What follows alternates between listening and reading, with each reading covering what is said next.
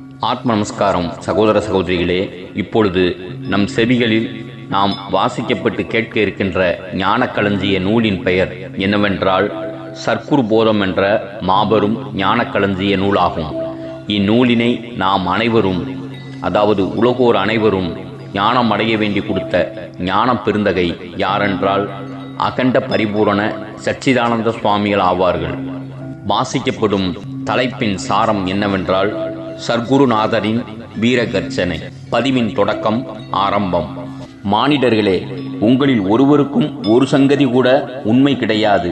அப்படி ஏதாயிலும் உண்மை செய்கைகள் கிடைத்தாலும் அதை தவறாமல் சரிவரச் செய்து வருவதும் இல்லை. உலக மாயையின் செய்கை ஆயிரம் இருப்பதில் ஒன்று கூட கணக்கு பார்த்து உன்னத நிலைமை அடைய முடியவில்லை. உள்ளபடி இருந்தால் ஒன்று இருப்பதின் அனுபவம் தெரியும். உலகச் செய்கை பூராவும் பொய்யாகத்தான் இருக்கிறது. அப்படி இருப்பதால் தான் துக்கம். இப்படியே உலகம் பூராவும் இருக்கிறது. நீங்கள் அப்படி இருந்து கொண்டு சிவனடியார்கள் உண்மை விளக்கம் தெரியாமல் மாயையில் பேசுவதோ எண்ணுவதோ ரொம்ப கர்மம். இன்னும் கடவுளை பார்க்க வேண்டும் என்று ஏதும் செய்யவில்லை. மாயையின் செய்கை ஒன்றும் நீங்கள் விடவில்லை. அப்படி இருப்பவர்களுக்கு குரு எப்படி கிடைத்ததாகும்? ஒவ்வொரு மனிதனுக்கும் காருண்யம் அவசியம் வேண்டும். தன் காரியத்தைப் போல மற்றவர்களுடைய காரியத்தையும் பார்க்க வேண்டும். அப்படி பார்த்தால் காணாத காட்சியெல்லாம் காணலாம். எல்லாம் உத்தமமாக நடக்கும். நம் குருவினிடமும் நம் முன் மற்றவர்களிடமும் நடப்பதுதான் கருணை. ஒரு சுவாமியையே கடைபிடித்துக்கொள். ஒன்றை விட்டு மாறி போகாதே, அல்லது இரண்டை பற்றாதே. குலதெய்வம் கிடையாது. ஏழை கூலிக்காரர் எல்லோரும் கடவுளை அடையும் மார்க்கம் அதிகம் உள்ளவர்கள் போல் சாக்கிரத்தில் அதிகமாக பற்றி இருப்பார்கள். பணக்காரன் அவ்வளவும் கூட இருக்க இயலாது. பணம்தான் மாயை, ஆணவத்திற்கு அரசன். இதில் ஆசை வையாமல் உள்ளதை கொண்டு திருப்தி அடைவதுதான் சுகம். ஆணவம், மாயை, காமியம் இவை மூன்றும் விட்டவனுக்குத்தான் கடவுள் சுகம் உண்டு. இல்லாவிட்டால் கிடையாது. உலகம் மரியாதை உள்ளவனுக்கு ஐம்பொறிகள் அடங்காது. மரியாதைதான் உலகத்தார்கள் வைத்திருப்பார்கள். உயிருக்கு மோசம். நல்லது பிடித்து கெட்டது தள்ள வேண்டும். மெய்மதம் பிடித்து கொள்ள வேண்டும். கடன் வாங்கியிருந்தால் கொடுத்து விட வேண்டும். கடன் வாங்கியிருந்தால் அவன் எளியவன். கடன் இல்லாமல் இருப்பவன் பெரியவன். ஒருவருக்கும் கெடுதல் செய்யக்கூடாது. ஜீவ இம்சை செய்யக்கூடாது. ஜீவர்களிடத்தில் காருண்யம் இருந்தால் இதுதான் புண்ணியம். தன்னால் ஒருவருக்கும் சிரமம் கொடுக்கக்கூடாது. ஒத்தாசைதான் செய்ய வேண்டும். ஜீவாத்மா எல்லாம் ஒன்றுதான். ஆனால் பஞ்சபூதத்தால் தனித்தனியாக பிரித்து கூடுகட்டி வைக்கப்பட்டிருக்கிறது. ஆனபடியால் தேகத்தை பார்த்து மகிழ்ந்து கருணை இல்லாமல் தனக்கு தேவை என்று தனி விருப்பம் கொண்டு மற்றவரை வஞ்சிக்கிறார்கள். அப்படி செய்யப்பட்டதெல்லாம் பாவச் செய்கைதான். கருணை உள்ளவன் ஒருவன்தான் புண்ணியம் செய்வான். மற்றவர்கள் எல்லோரும் பாவத்தையே செய்வார்கள். பாவம் என்பது பொய், புண்ணியம் என்பது மெய். கெட்டது என்பது துக்கம், நல்லது என்பது சுகம். புண்ணிய செய்கையே குருவை அடைந்த மார்க்கம். குரு தியானத்தை சிறிதேனும் விட்டால் பாவம் வந்து சேரும். ஆனபடியால் குருவாகிய அறிவை விடக்கூடாது. தவறிவிட்டால் அறிவு இல்லாமல் மனம் 96 தத்துவத்தில் ஏதாவது ஒன்றை சிற்றின்பத்தில் கொண்டு சேர்த்து பாவத்தை சம்பாதித்துக் கொள்ளும். பிறகு பிறப்பு வந்து சேரும். குரு தியானத்தை விடாது இருந்தால் தன்னையும் உலகத்தையும் பகுத்தறிந்து பாவம் செய்யாமல் புண்ணியம் செய்யும். தன்னையும் அறியும். 5 படியும் அடையும் பூரண ஞானியாகும். அப்போது குரு ஒருவர்தான் துணை. 6வது படியில் ஒன்றுடன் கலந்துவிடும். பிறவி கிடையாது. மும்மூர்த்திகளும் தேவர்களும் தவசிகளும் கூட குருவுடன் இராதவர்கள். கேட்பதை குருபக்தியுடன் அறிவு விளக்கம் செய்தால் தெரியும். நடத்தை சரிவர இருந்தும் மனதின் வழி போனால் 96 தத்துவத்தில் சம்பந்தப்பட்டு கேட்டதில் இருந்தே பாவம் வந்து சேரும். ஆனபடியால் பக்தியும் அன்பும் இல்லாதவரிடம் சொல்லக்கூடாது. பாவம் சிறிதும் இல்லாவிட்டால் தான் முக்தி கிடைக்கும். பாவம் தொலைய எப்போதும் சர்க்குரு பாதத்தை தியானம் செய்ய வேண்டும்.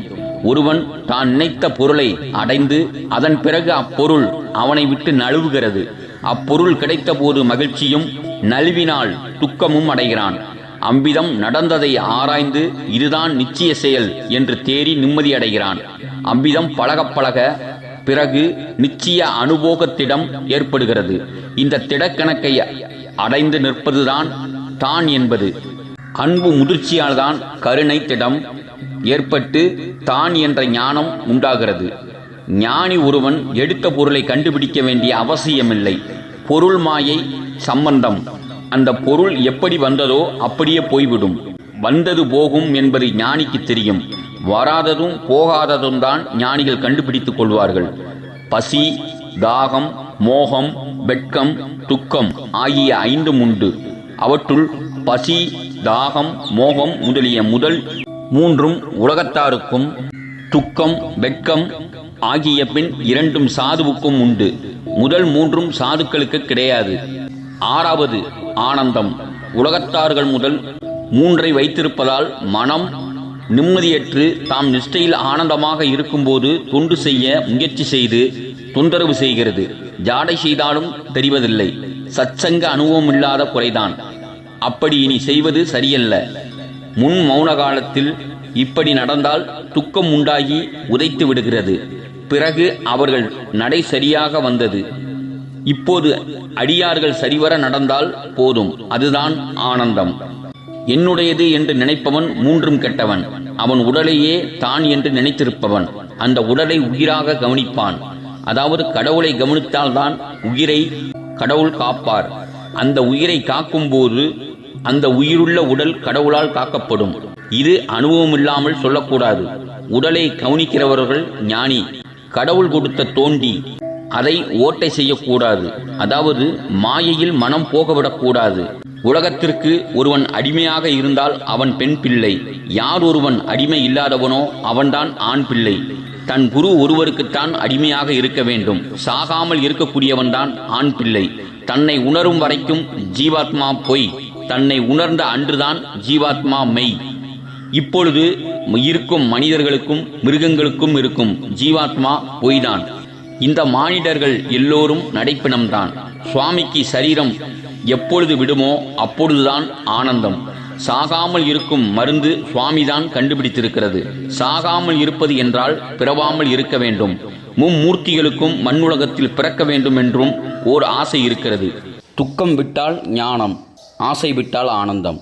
சுவாமி அருகோணத்தை வைத்து வீடு கட்டியிருக்கிறது. அதனால் சுவாமியின் மனம் தத்துவமெல்லாம் அடக்கமாயிருக்கிறது.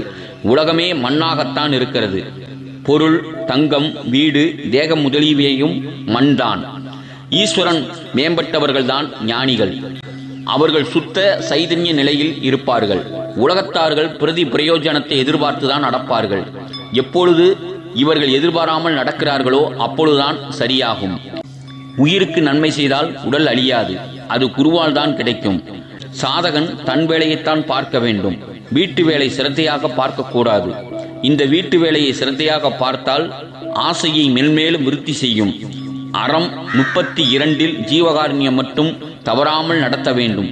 ஜீவகாருண்யம் ஒன்றுதான் அன்பு. அதாவது எவ்வுயிரும் தம் உயிர் போல் கருதி உணவளித்தல்.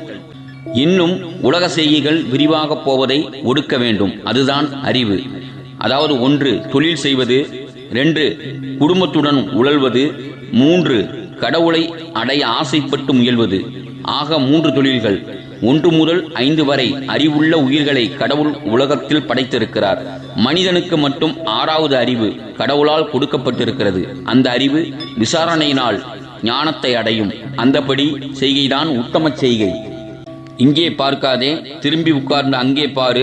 அதாவது உனக்கு ஆனந்தம் தரக்கூடியதல்லாததை கவனியாதே அல்லது செய்யாதே. மனதை ஒரு இடத்தில் சும்மாகவே வைத்திரு. ஒவ்வொரு மனிதனும் தன் கருவி கரணங்களை தன் அறிவுக்கு கட்டுப்படுத்தி நடத்த வேண்டும். அப்பொழுதுதான் அந்த மனிதனுக்கு நன்மை. கரணங்கள் ஒழுக்கமில்லாவிட்டால் சிறையில் போட்டு கரணங்களை தன் விருப்பம் போல் நடத்த முடியாமல் மனிதன் துன்பத்துக்குள்ளாகி சுயேச்சையற்று இருக்கிறான். தன் வினை நிவர்த்தியான பிறகு தன் வீட்டிற்கு வந்து சுயேச்சையாய் சுகமாயிருப்பான். ராமர் என்பது மாயை, சீதை என்பது காமியம், லட்சுமணர் என்பது ஆணவம். ஞானிகள் சதா நிஷ்டையில்தான் இருப்பார்கள். மனம் என்பது மனைவி, அறிவு என்பது கணவன், பொறிகள் என்பது பிள்ளைகள். ஒரு குடும்பத்திற்கு ஒரு கணவன் தேவை. அதைப்போல் ஒவ்வொரு மனிதனுக்கும் அறிவு அவசியம் வேண்டும். அறிவு உள்ளவன் எங்கு போனாலும் மேன்மையடைவான்.